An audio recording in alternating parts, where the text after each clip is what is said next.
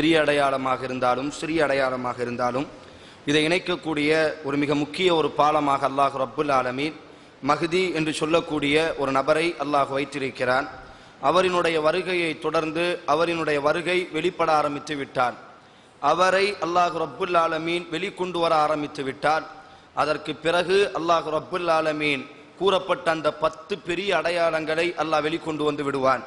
இமாம் புகாரி பதிவு செய்கிறார்கள், 10 பெரிய அடையாளங்களை நீங்கள் பார்த்தால் மறுமையினுடைய நாளை எதிர்பார்த்து கொள்ளுங்கள்.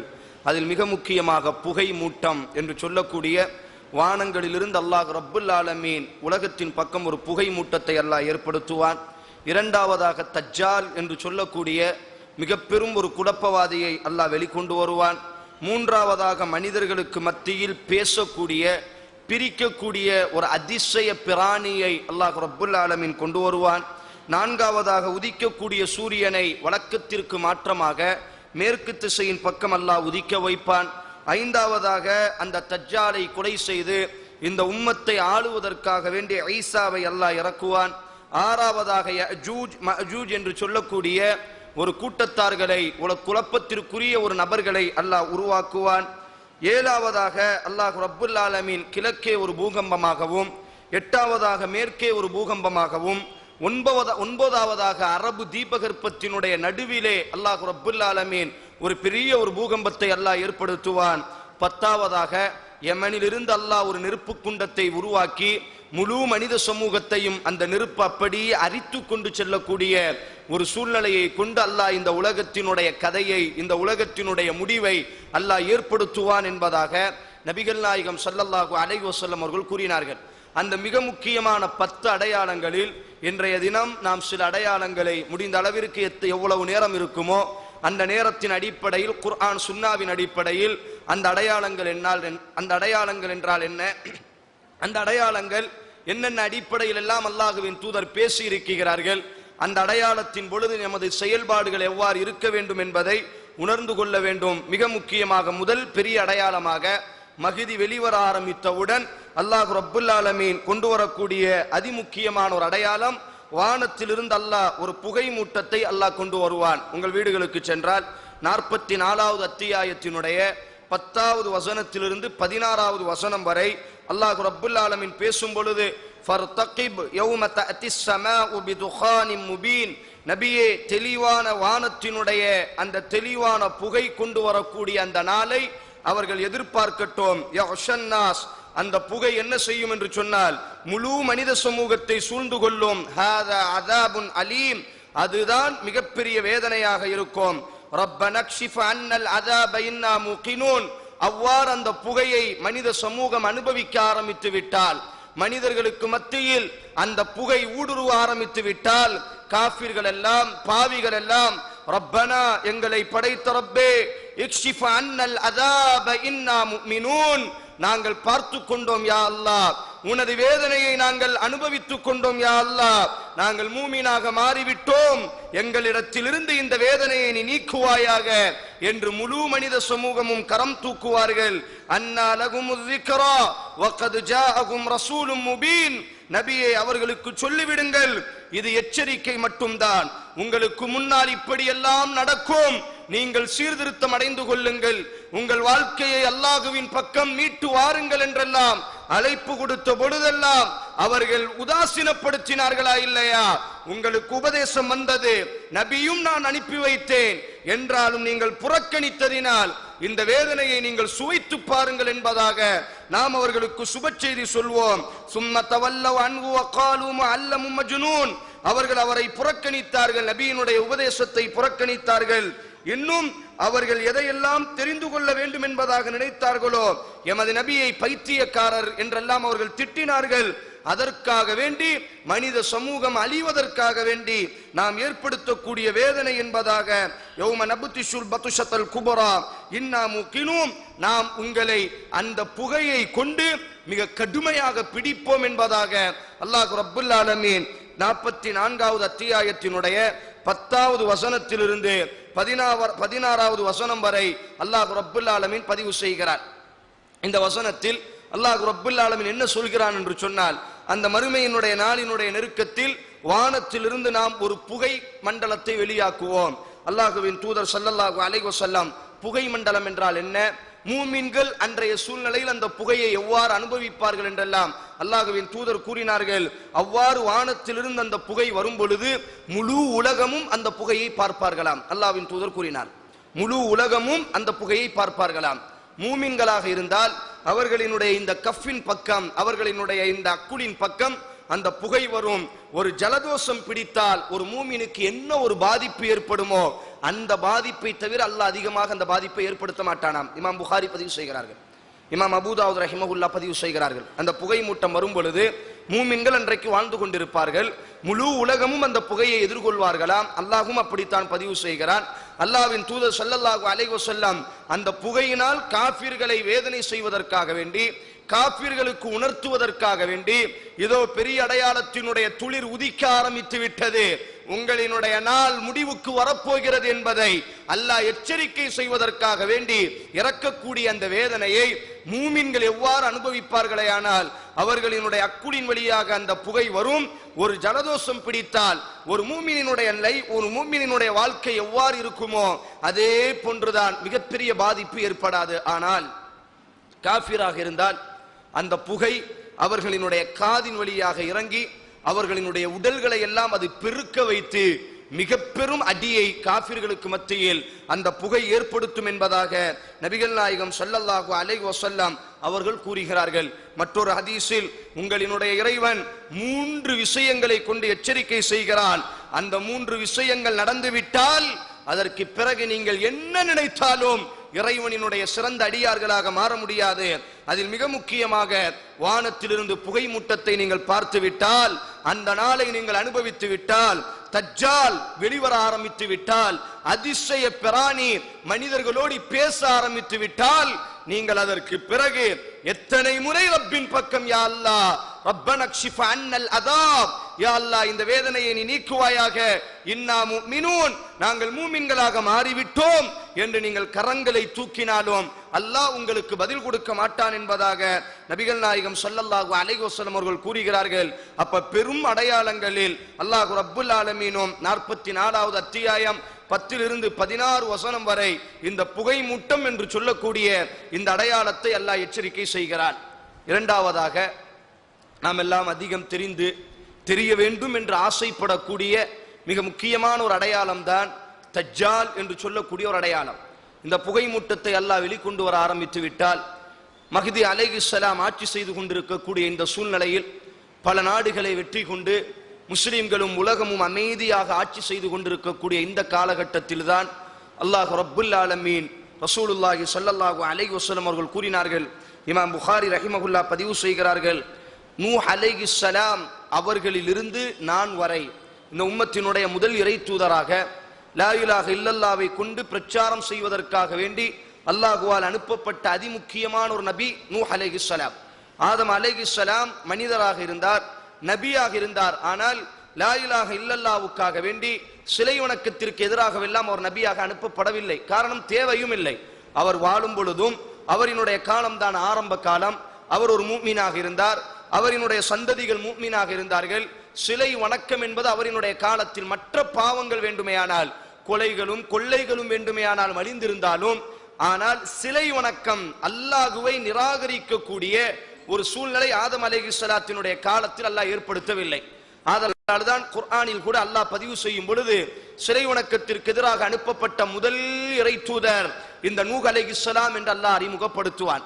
ரசூலுல்லாஹி ஸல்லல்லாஹு அலைஹி வஸல்லம் கூறினார்கள், நூஹ் அலைஹிஸ்ஸலாம் அவர் தனது சமூகத்திலிருந்து இந்த உலகத்தில் அனுப்பப்பட்ட அத்தனை நபிமார்களும் ஒரு நபரை பற்றி எச்சரிக்கை செய்தார்களேயானால், ஒரு நபரினுடைய குழப்பத்தை பற்றி பயந்தார்களேயானால், ஒரு நபரினுடைய ஃபித்னாவை பற்றி அஞ்சினார்களேயானால் அது தஜ்ஜால் என்று சொல்லக்கூடிய அவனினுடைய குழப்பத்தை பற்றி தான். எந்த ஒரு நபியும் தனது சமூகத்திற்கு அவனை பற்றி எச்சரிக்கை செய்யாமல் சென்றதில்லை. நானும் எச்சரிக்கை செய்கிறேன். ஆனால் அதிகப்படியாக ஒன்றை நான் சொல்கிறேன், எனது சமூகத்தில் தான் அந்த தஜ்ஜால் வெளியாகுவான் என்று ரசூலுல்லாஹி ஸல்லல்லாஹு அலைஹி வஸல்லம் அவர்கள் கூறினார்கள். மற்றொரு ரிவாயத்தில் இந்த தஜ்ஜாலை பற்றி சொல்லும் பொழுது, ஆதம் அலைஹிஸ்ஸலாத்திலிருந்து உலகம் படைக்கப்பட்டதிலிருந்து உலகம் அழியக்கூடிய வரை இடைப்பட்ட குழப்பங்களிலேயே இந்த செய்தியை இமாம் முஸ்லிம் ரஹிமகுல்லா பதிவு செய்கிறார்கள். 5239 இமாம் முஸ்லிம் பதிவு செய்கிறார்கள், உலகம் படைக்கப்பட்டதிலிருந்து உலகம் அழியக்கூடிய வரை நிகழப்பட்ட எந்த ஒரு குழப்பமாக இருந்தாலும், நாம் எல்லாம் ஷாமினுடைய அந்த கண்ணீரை பார்க்கிறோமே, நாம் எல்லாம் அந்த ஹலப் என்று சொல்லக்கூடிய அந்த அலப்பாவினுடைய அக்கிரமங்களை எல்லாம் பார்க்கிறோமே, நாம் எல்லாம் யமனும் சிரியாவும் காஷ்மீரும் பர்மா எல்லாம் பார்க்கிறோமே. இதே போன்று இஸ்லாம் இதற்கு முன்னால் சிலுவையிட்ட வீரர்கள், தாத்தாரியர்கள், அதே போன்று ஹிந்து மன்னர்கள், அதே போன்று எண்ணிலடங்காத கிறிஸ்தவ ஆட்சியாளர்கள், யூத ஆட்சியாளர்கள் என்றெல்லாம் இஸ்லாம் சிதைக்கப்பட்டு குழப்பப்பட்டு எண்ணிலடங்காத சோதனையை இஸ்லாம் சந்தித்திருக்கிறது. ஆனால் ரசூலுல்லாஹி ஸல்லல்லாஹு அலைஹி வஸல்லம் அவர்கள் கூறக்கூடிய அந்த வார்த்தையை பாருங்கள், இந்த உலகம் படைக்கப்பட்டதில் இருந்து. இப்ப நம்ரூத்தினுடைய குழப்பத்தை விட, ஃபிரௌனினுடைய குழப்பத்தை விட, நூஹ் நபிக்கு எதிராக அந்த சமூகம் செய்த குழப்பத்தை விட, இன்னும் ரசூலுல்லாஹ்வுக்கு எதிராக அவர்கள் செய்த குழப்பத்தை விட, இந்த இஸ்லாமிய சமூகத்திற்கு எதிராக சமீபமாக செய்து கொண்டிருக்கக்கூடிய குழப்பங்களை விடவெல்லாம் அல்லாஹ்வின் தூதர் இமாம் முஸ்லிம் பதிவு செய்கிறார்.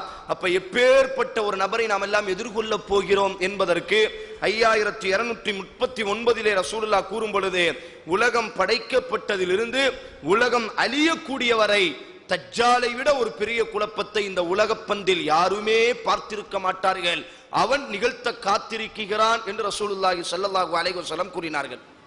யார் இந்த தஜ்ஜால்? இவன் எங்கு இருக்கிறான்? இவன் பிறந்து விட்டானா அல்லது பிறக்க போகிறானா என்ற இந்த செய்திகளுக்கெல்லாம் இமாம் முஸ்லிம் ரஹிமகுல்லா, உங்களுடைய வீடுகளுக்கு சென்றால் முஸ்லிம் ரஹிமகுல்லா தமீமுத்தாரி என்று சொல்லக்கூடிய முன்னாள் கிறிஸ்தவராக இருந்து பின்னால் இஸ்லாத்தை ஏற்றுக்கொண்டு அந்த நபி தோழரின் வாயிலாக அல்லாஹ்வின் தூதர் ஸல்லல்லாஹு அலைஹி வஸல்லம் மிம்பரில் நின்று கொண்டு இந்த மனித சமூகத்திற்கு தஜ்ஜாலை பற்றி ஒரு பெரிய வர்ணனை செய்தார்கள். தமீமுத்தாரி என்று சொல்லக்கூடிய அந்த நபி தோழர் ஆரம்பத்தில் ஒரு கிறிஸ்தவ நபி தோழராக இருந்தார். அவரினுடைய தேசமும் வேறு ஒரு தேசம். அவர் என்ன செய்கிறார் என்று சொன்னால், கிறிஸ்தவராக இருந்த அந்த சூழ்நிலையில் இப்பொழுது அவர் கிறிஸ்தவராக இருக்கக்கூடிய அந்த காலகட்டத்தில் லகும் ஜுஹாம் என்று சொல்லக்கூடிய 2 கோத்திரத்தை சார்ந்தவர்கள் 30 நபர்களை கொண்டு அவர்கள் கடல் ரீதியாக வியாபாரத்திற்கு பயணம் செய்கிறார்களாம். இமாம் முஸ்லிம் இந்த ஹதீஸை பதிவு செய்கிறார். கடல் ரீதியாக லகும் ஜுஹாம் என்று சொல்லக்கூடிய 2 கோத்திரத்தை சார்ந்த 30 நபர்கள் ஆரம்பத்தில் எல்லாம் அரபுகள் எல்லாம் ரசூலுல்லாஹ்வுக்கு முன்னால் கூட இலங்கை வரை வந்திருக்கிறார்கள். கடல் ரீதியாக வியாபார நிமித்தமாக இந்தோனேஷியாவாக இருக்கலாம், மலேசியாவாக இருக்கலாம், பர்மாவாக இருக்கலாம், இந்தியாவாக இருக்கலாம், இலங்கையாக இருக்கலாம். ஆரம்ப காலகட்டத்தில் அரபுகளினுடைய வணிகத்தை எல்லாம் அல்லாஹ் இப்படித்தான் வைத்திருந்தான். ரசூலுல்லாஹ்வுக்கு முன்னாலும் அரபுகள் என்ன செய்திருக்கிறார்கள்? வியாபார நிமித்தமாக இலங்கை வரை தங்களது வியாபாரத்தை பெருக்குவதற்காக வேண்டி வந்திருக்கிறார்கள். அப்படி வியாபாரம் செய்வதற்காக வேண்டி லக்கும் என்ற அந்த கோத்திரம், ஜுஹாம் என்ற அந்த கோத்திரம், இந்த 2 கோத்திரத்தை சார்ந்த 30 நபர்கள் என்ன செய்கிறார்களே ஆனால் கடல் மார்க்கமாக தங்களினுடைய வியாபாரத்திற்காக வேண்டி பயணம் செய்கிறார்களாம். தமீமுத்தாரி இந்த உலகத்தில் தஜ்ஜாலை பார்த்து தஜ்ஜாலோடி பேசி அவனை பற்றி உண்டான முழு கதைகளையும் முழு வரலாற்றையும் அறிவிக்கக்கூடிய நபித்தோழர் இவர் மாத்திரம்தான். முழு உலகத்தில் தஜ்ஜாலை ஒரு நபர் பார்த்திருக்கிறார் என்று சொன்னால் இந்த தமீமுத்தாரி என்று சொல்லக்கூடிய இந்த நபித்தோழர் மாத்திரம்தான். பார்த்தார் என்பதை தாண்டி நபியிடத்தில் வந்து சொல்லி நபியும் அதை அங்கீகரித்திருக்கிறார்கள். இப்படியாக அவர்கள் கடல் மார்க்கமாக வியாபார நிமித்தமாக செல்லும் பொழுது புயல் அடிக்கிறது. ஒரு கட்டத்தில் அவர்களினுடைய கட்டுக்கோப்பை தாண்டி அவர்களினுடைய அந்த கப்பல், அவர்களினுடைய அந்த பாய்மர கப்பல் என்ன செய்கிறது என்று சொன்னால் ஒரு தீவின் பக்கம் ஒதுங்க ஆரம்பித்து விடுகிறது. இந்த சூழ்நிலையில் அந்த தீவினுடைய அந்த சூரியன் மறையக்கூடிய அந்த நேரத்தில் இமாம் முஸ்லிம் பதிவு செய்கிறார். சூரியன் மறையக்கூடிய அந்த நேரத்தில் அந்த தீவிலிருந்து இறங்குகிறார்கள்.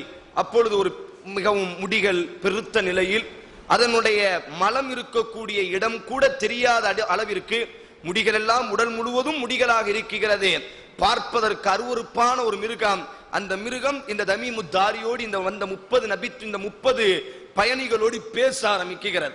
அப்பொழுது தமீமுத்தாரி போன்ற நபித்தோழர்கள் கேட்கிறார்கள், உனக்கு நாசம் உண்டாகட்டும், நீ யார், உனது பெயர் என்ன என்று கேட்ட பொழுது ஜஸ்ஸா என்பதாக தனது பெயரை அந்த பிராணி வெளிக்காட்டுகிறது. எனது பெயர்.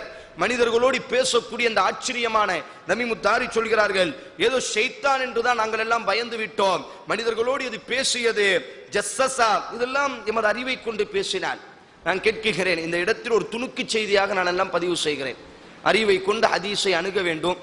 இந்த செய்தியை இமாம் முஸ்லிம் பதிவு செய்கிறார்கள். அறிவை கொண்டு அணுக வேண்டும் என்று சொன்ன அத்தனை அறிஞர்களும் அறிவுக்கு முக்கியத்துவம் கொடுக்க வேண்டும். ஒரு ஹதீஸாக இருந்தால் ஒரு ஹதீஸை உணர்ந்து கொள்வதற்கு எமது உள்ளம் ஏற்றுக்கொண்டால் மட்டுமே அந்த ஹதீஸை நாங்கள் தரமாக ஏற்றுக்கொள்வோம். இமாம் புகாரியாக இருந்தால் என்ன, இமாம் முஸ்லிமாக இருந்தால் என்ன என்றெல்லாம் வாய்க்கிலேயே பேசக்கூடியவர்கள் தங்களது வெப்சைட்டில் இந்த ஹதீஸை பதிவு செய்து தஜ்ஜாலினுடைய வருகையை பற்றி இந்த ஹதீஸை தான் முன்னிலைப்படுத்தி இருக்கிறார்கள். நாம் என்ன கேட்கிறோமே, ஆனால் உங்களினுடைய அளவுகோல் என்ன? அறிவை கொண்டு மட்டும்தான், உணர்வுகளுக்கு மட்டும் மதிப்பளித்து விட்டால், எமது சிந்தனையை மட்டுமே அடிப்படையாக கொண்டு விட்டால் மறுமையினுடைய அடையாளங்களில் நாம் எதையாவது நம்ப முடியுமா?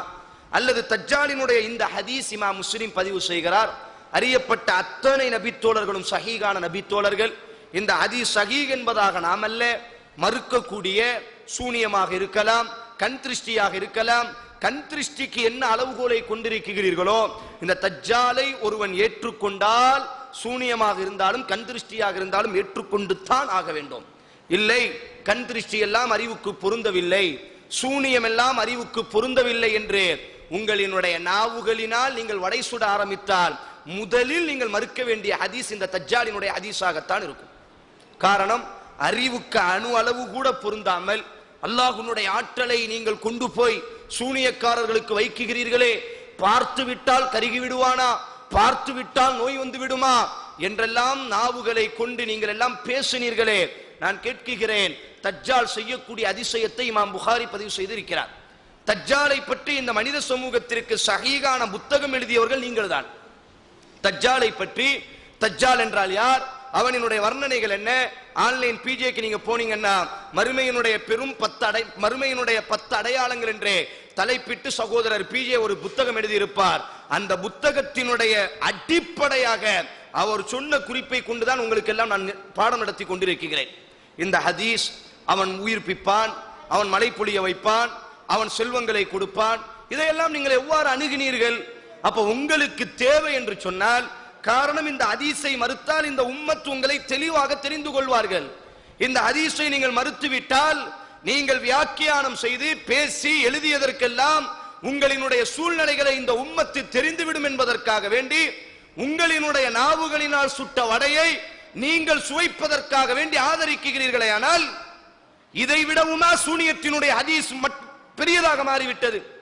தஜ்ஜாலை விடவுமா கண் திருஷ்டி அதிசயமாக இருக்கிறது? தஜ்ஜாலை விடவுமா கண் திருஷ்டியினுடைய ஹதீஸ் பெரியதாக மாறிவிட்டது? தஜ்ஜாலினுடைய ஹதீஸையே நீங்கள் நம்புகிறீர்களே, ஆனால் தஜ்ஜாலை பற்றி நீங்களே நம்புகிறீர்கள், இவ்வாறுதான் என்று பேசுகிறீர்களே, ஆனால் ஏன்? எனது அன்பு சகோதரர், நான் கேட்கிறேன், அவர்கள் பேசட்டும் எழுதட்டும், அவர்கள் பேசட்டும் எழுதட்டும். நடுநிலையாக மேலப்பாளையத்தினுடைய இளைஞர்களை பார்த்து கேட்கிறேன், உங்களுக்கு எங்கடா போச்சு அறிவு? கேட்கிறேன், உங்களுக்கு எங்க போச்சு அறிவு? உங்களுக்கு எங்க போச்சு? அல்லாஹ் மூளை எதற்கு வைத்திருக்கிறார்? எதற்காக வேண்டி நீங்கள் சிந்திக்கிறீர்கள்? சூனியத்திற்கு என்ன வியாக்கியானம் கொடுத்தார்களோ அதே வியாக்கியானத்தை யோக்கியமானவர்களாக இருந்தால் தஜ்ஜாலுக்கு நீங்கள் கொடுத்திருக்க வேண்டுமே. கண் திருஷ்டிக்கு என்ன யோக்கிய வியாக்கியானத்தை கொடுத்தீர்களோ அதே வியாக்கியானத்தை யோக்கியமானவர்களாக இருந்தால், திராணி உள்ளவர்களாக இருந்தால் இந்த ஹதீஸிற்கு கொடுத்திருக்க வேண்டுமே. உங்களுக்கு தேவை என்று சொன்னால் அதற்கு நீங்கள் வடை சுட தயார், உங்களுக்கு தேவை என்று சொன்னால் அதை விவரிக்க தயார், உங்களுக்கு தேவையில்லை என்று சொன்னால் எவ்வளவு பெரிய பிரச்சனை. சலாம் சொல்ல மாட்டேங்கிறான், என்ன அஸ்ஸலாமு அலைக்கும் சலாம் சொல்றது இல்லை, காட்டால் காஃபிர். தொலை வைத்தால் தொலை மாட்டான், கேட்டால் நீ சூனியத்தை நம்புகிறாய், கேட்டால் நீ கண் திருஷ்டியை நம்புகிறாய். அடே, இதே வாதத்தை நாங்கள் வைத்தால் நீ தஜ்ஜாலை நம்புகிறாய் அல்லவா? தஜ்ஜாலை அது பின்னாடி நான் இன்ஷா அல்லாஹ் இன்றைய தினம் நான் உங்களுக்கு பேசுகிறேன். இப்படியெல்லாம் ஒரு மனிதன் என்ன கேட்கிறாங்க, சூனியம் செஞ்சுட்டால் வீட்டில் உட்கார்ந்துட்டு கையை முடைக்கிற முடியுமா, காலை முடைக்கிற முடியுமா, கணவன் மனைவியை பிரித்து விட முடியுமா, பார்த்தால் நோய் வந்து விடுமா, பார்த்தால் இந்த உலகத்தில் நஷ்டம் வந்து விடுமா, கண் போட்டால் வியாபாரத்தில் நஷ்டம் வந்து விடுமா?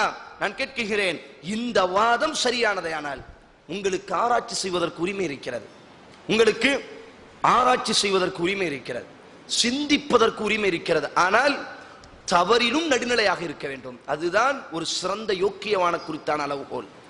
தான் செய்யக்கூடிய ஆராய்ச்சியில் ஒரு விஷயத்திற்கு ஒரு பார்வையும் மற்றொரு விஷயத்திற்கு மற்றொரு பார்வையும் நீங்கள் பார்த்தால் இந்த உம்மத்தினுடைய ஆராய்ச்சியாளர்கள் அல்ல, நீங்கள் எல்லாம் இந்த உம்மத்தினுடைய விஷச்செடிகளாக இருக்கிறீர்கள். தஜ்ஜாலை சூனியத்தை மறுக்கிறீர்களா? உங்களினுடைய சுய சிந்தனை. ஆனால் அதே அடிப்படையில் தானே, அதை விட குறைவாகத்தானே தஜ்ஜாலினுடைய ஹதீஸ் இருக்கிறது. ஏன் மறுக்கிறீர்கள்? பாதலால் இந்த தஜ்ஜாலினுடைய ஹதீஸை பாருங்க. அறிவை கொண்டு மட்டும், உணர்ச்சிக்கு மட்டும் தூண்டுகோலா வைத்தால், எனது உணர்வு ஏற்றுக்கொள்ளவில்லை, எனது அறிவு ஏற்றுக்கொள்ளவில்லை என்று சொன்னால் இந்த ஹதீஸ் உண்மையில் தூக்கி எறிவதற்கு மிக தகுதியான ஒரு ஹதீஸ். ஆனால் எமது அறிவை தாண்டி, எமது உணர்வுகளை தாண்டி, காலு சமஅனா வ அத்தஅனா, நாங்கள் கேட்டோம் கட்டுப்பட்டோம். இன்னமா துஉ இலல்லாஹி வ ரசூலிஹ், அல்லாஹ்வும் அவன் தூதரும் எங்களுக்கு ஒரு விஷயத்தின் பக்கம் அழைப்பு கொடுத்தால், காலு சமஅனா வ அத்தஅனா, எங்கள் சிந்தனைகளை நாங்கள் முற்படுத்த மாட்டோம். நபித்தோழர்கள், நான் கேட்கிறேன், இந்த மறுமையினுடைய அடையாளங்களை எல்லாம் பேசும் பொழுது நபித்தோழர்கள் எங்காவது யார சொல்லலாம் இப்படிலாம் நடந்துருமா, ரசூலுல்லாஹ் இப்படிலாம் நடக்கிறதுக்கு வாய்ப்பு இல்லை, யார சொல்லலாம், யார சொல்ல பாலைவனத்துல ஆறு ஓடுமா, எங்க சொல்ல பாருங்க, யார சொல்லலாம் பாலைவனத்துல நல்ல ரோஜா பூக்கள் பூக்க ஆரம்பிக்குமா. இன்னைக்கு நீங்க தாயிஃபுக்கு போய் பாத்தீங்கன்னா பாலைவனம் தான் தாயிஃப், ஆனால் ரோஜா பூக்கள் கொளுத்து வழங்கக்கூடிய இடத்தை நாம் பார்க்கலாம். இன்னைக்கு நீங்க தாயிஃபுக்கு போய் பாத்தீங்கன்னா எமது நாட்டில் விளையக்கூடிய விவசாயத்தை விட அந்த தாயிஃபினுடைய மண்ணில் விளையக்கூடிய அந்த பசுமையை நாம் பார்க்கலாம். ஆனால் நபித்தோழர்கள் நம்பினார்கள், எதிர்கேள்வி கேட்கவில்லை. அதுதான் சித்திகாக அவர்களை உருவாக்கியது. ஆதலால் தான் அவர்களை ஹத்தாபாக, சொர்க்கத்திற்குரியவர்களாக, ஃபாரூக்காக உருவாக்கியது. நாமும் என்ன செய்ய வேண்டுமே ஆனால் இந்த மறுமையினுடைய அடையாளங்களை படித்துக் கொண்டிருக்கக்கூடிய நாம் எமது உணர்வுகள், எமது சிந்தனைகள், எமது அறிவுகள், எமது விஞ்ஞானங்கள், இது அத்தனையும் மறுத்தாலும் சரி, முழு உலகமும் இந்த முன்னறிவிப்புகளை கைவிட்டாலும் சரி, எங்கள் தூதர் சொன்னார் அது நடந்துதான் தீரும் என்பதாக உறுதியாக நம்புபவனுக்கு பெயர்தான் ஒரு சிறந்த மூமினாக இருக்கும். அந்த தமீமுத்தாரி அந்த விலங்கை பார்க்கிறார், விலங்கோடி பேசுகிறார். பேசும் பொழுது அந்த விலங்கிட்ட கேட்கிறார், அவன் பேர் என்ன? ஜஸ்ஸஸா என்று சொல்கிறது. அந்த விலங்கு சொன்னது, அதோ அந்த இடத்தில் ஒரு மடம் இருக்கிறது, அந்த மடத்தில் ஒருவர் உங்களை அழைப்பு கொடுத்தார், உங்களினுடைய வரவுக்காக வேண்டி அவர் காத்திருக்கிறார், உங்களோடு பேசுவதற்காக வேண்டி அவர் ஆவலோடு இருக்கிறார், அந்த மடத்திற்கு நீங்கள் செல்லுங்கள் என்பதாக அந்த மிருகம் சொல்லிக்கொண்டு அப்படியே அந்த கடற்கரை ரீதியாக நடக்க ஆரம்பித்து விடுகிறது. இப்பொழுது அந்த நபித்தோழர்கள், அதாவது தமீமுத்தாரி என்ற நபித்தோழர் கிறிஸ்தவராக இருக்கிறார். அந்த நபித்தோழர் இன்னும் அவருடன் வந்த மற்றவர்களும் பயந்த நிலையில் எதற்கும் போய் பார்க்கலாம், எல்லாம் ஒரு அதிசயமாக இருக்கிறது. செய்த பயணங்கள் ஒரு அதிசயம். திடீர் என்பதாக தீவின் பக்கம் ஒதுங்குகிறோம், திடீர் என்பதாக வழக்கத்திற்கு மாற்றமாக ஒரு மிருகம் நம்மோடி பேசுகிறது, நாம் பேசுவதை புரிந்து கொள்கிறது, அது கரம் நீட்டுகிறது என்று சொன்னால் கண்டிப்பாக ஏதோ ஒன்று இருக்க வேண்டும் என்ற நம்பிக்கையில் அந்த தமீமுத்தாரி ரலியல்லாஹு தஆலா அன்ஹு அவர்களும் இன்னும் ஏனைய பயணிகளும் அந்த மடத்திற்கு செல்கிறார்கள். பார்க்க ஆரம்பித்தவுடன் அந்த தமீமுத்தாரி சொல்கிறார், நாங்கள் எல்லாம் பயந்து விட்டோம், இப்பொழுது நாங்கள் கேட்டோம், நீ யார், நீ எதற்காக வேண்டி அவனை பார்த்து அவர் சொல்கிறார், அவனுடைய கைகளும் அவனுடைய கால்கள் தலைகளும் சேர்த்து இரும்பு சங்கிலிகளால் அவன் கெட்டப்பட்டிருந்தான், பருமமான உடல் அமைப்புடையவனாக இருந்தான், பார்ப்பதற்கே விகாரமானவனாக இருந்தான். இப்பொழுது நாங்கள் அவனோடி பேசினோம், அவன் எங்களோடி பேசினான். நீ யார் என்று பேசும் பொழுது, நீ உன்னை பற்றி எங்களுக்கு தெளிவுபடுத்து என்று சொல்லும் பொழுது அவன் பேசினான், என்னை பற்றி நான் தெளிவுபடுத்துவதற்கு முன்னால் உங்களிடத்தில் நான் சில கேள்விகள் கேட்கிறேன், அதற்கு நீங்கள் பதில் கொடுங்கள் என்று கேட்டுவிட்டு அவன் கேட்கிறான், பைசான் என்ற இடத்தில் இருக்கக்கூடிய அந்த பேரித்த மலங்கள் எல்லாம் காய்களை தந்து கொண்டிருக்கிறதா என்று ஒரு அரபு நாட்டினுடைய ஒரு இடத்தை சுட்டி காமித்து கேட்கிறான். அவர் சொல்கிறான், ஆம் தந்து கொண்டுதான் இருக்கிறது. அவன் சொன்னான், இல்லை, சமீப காலத்தில் அதெல்லாம் அப்படி வறட்சியாக மாறிவிடும், இப்பொழுது காய்கள் தரக்கூடிய அந்த இடம் பட்டு போகக்கூடிய பாலைவனமாக மாறிவிடும். திருப்பி கேட்கிறான், தபரியா என்ற அந்த ஏரியை பற்றி எனக்கு கொஞ்சம் அறிவிப்பாயாக, மக்கள் அந்த ஏரியில் தண்ணீர் அடிக்கிறார்களா, மக்கள் அந்த ஏரியினுடைய தண்ணீரை எல்லாம் உபயோகப்படுத்துகிறார்களா? அவர் தமீமுத்தாரி சொல்கிறார், ஆம் தபரியா. அவன் உணர்ந்து கொள்கிறான், இவர் அரபு தேசத்திலிருந்து வந்திருக்கிறார்கள், இவர்கள் எல்லாம் அரபினுடைய அந்த சூழ்நிலை கலாச்சாரத்தை பார்த்து அது சம்பந்தமாக கேட்கிறான். சொல்கிறார், ஆம் தபரியா என்ற ஏரியில் தண்ணீர் இருக்கிறது, மக்கள் எல்லாம் உபயோகப்படுத்தி கொண்டுதான் இருக்கிறோம். சொன்னான், கூடிய சீக்கிரத்தில் அந்த தண்ணீர் வற்றிவிடும்.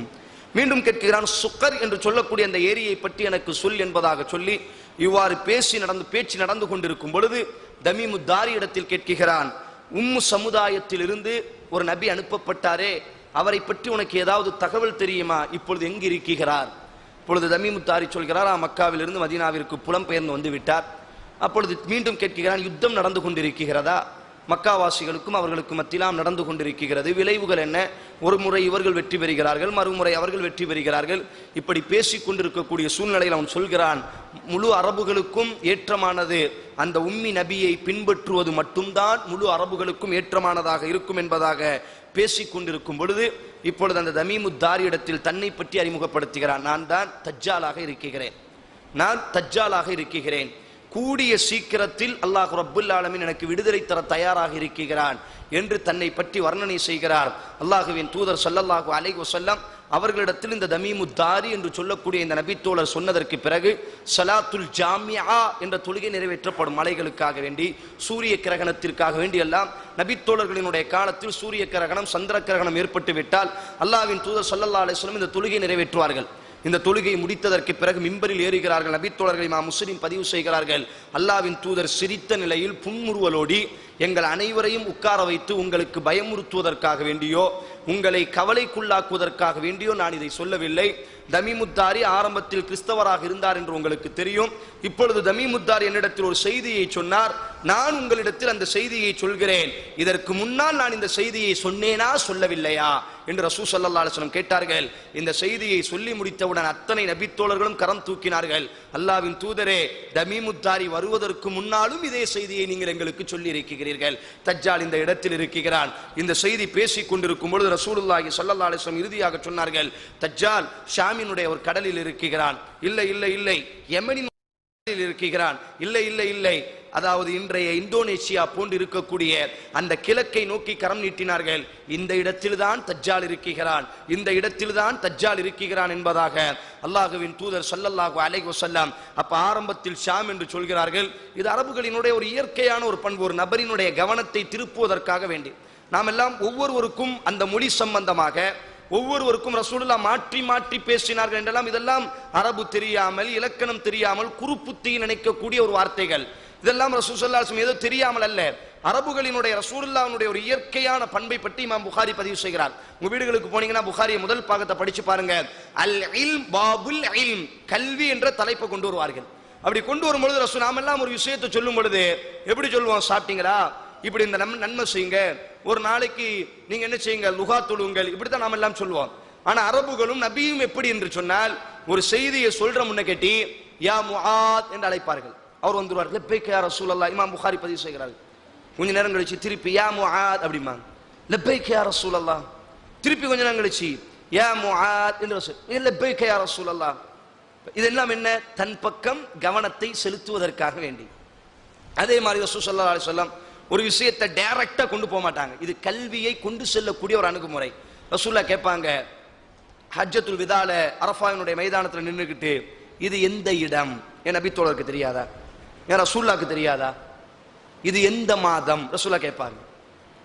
ரசூல் நபித்தோழர்கள் எப்படி தெரியுமா? இப்ப நம்ம எல்லாம் இப்போ இது எந்த இடம் கேட்டால் மஸ்ஜித் தௌபாவுல, அதாவது இந்த மேலப்பாளையத்தில் மஸ்ஜித் தௌபா என்று சொல்வோம். ஆனா நபித்தோழர்களும் என்ன தெரியுமா சொல்வார்கள்? இது எந்த இடம் என்று அவர்களுக்கு தெரியும். ஆனால் நபித்தோழர்களும் பதில் சொல்ல மாட்டார்கள். காரணம், ரசூலுல்லாஹ் நிக்கக்கூடிய இடம் ரசூலுல்லாஹ்வுக்கு தெரியும் அரஃபா, நமக்கு தெரியும் அரஃபா. நிக்கக்கூடிய மாதம் ஷஹ்ருல் ஹஜ்ஜா, துல்ஹிஜ்ஜாவினுடைய மாதம். நிக்கக்கூடிய நாள் யௌமுல் அரஃபல் அக்பர், யௌமுல் ஹஜ்ஜுல் அக்பர், ஹஜ்ஜினுடைய மிகப்பெரிய நாளான அரஃபாவினுடைய நாள். ஆனா ரசூலுல்லாஹ் கேட்கிறாங்க, இது எந்த நாள், இது எந்த இடம், இது எந்த மாதம்? அப்ப ரசூலுல்லாஹ் ஏதோ ஒரு புதிய விஷயத்தை இப்படி இமாம் புகாரி பதிவு செய்கிறார். நபித்தோழர்கள் நினைக்கிறாங்க, எங்களுக்கு தெரியும் அரஃபா என்று, எங்களுக்கு தெரியும் இது ஹஜ்ஜினுடைய நாள் என்று, எங்களுக்கு தெரியும் இது துல் ஹஜ்ஜினுடைய மாதம் என்று நாங்கள் சொல்லவில்லை. காரணம், ரசூலுல்லாஹ் ஏதோ புதிய ஒரு விஷயத்தை எங்களுக்கு சொல்லி தரப்போகிறார்கள். மூன்று மட்டும் கேட்பாங்க. ரசூலுல்லாஹ்ட்ட சொல்லுவாங்க, அல்லாஹு வ ரசூலுஹு அலம், அல்லாஹு வ ரசூலுஹு அலம், அல்லாஹு வ ரசூலுஹு அலம். ரசூலுல்லாஹ் சொல்லுவாங்க, இது அரஃபாவினுடைய நாள் இல்லையா, இது ஹஜ்ஜினுடைய மாதம் இல்லையா?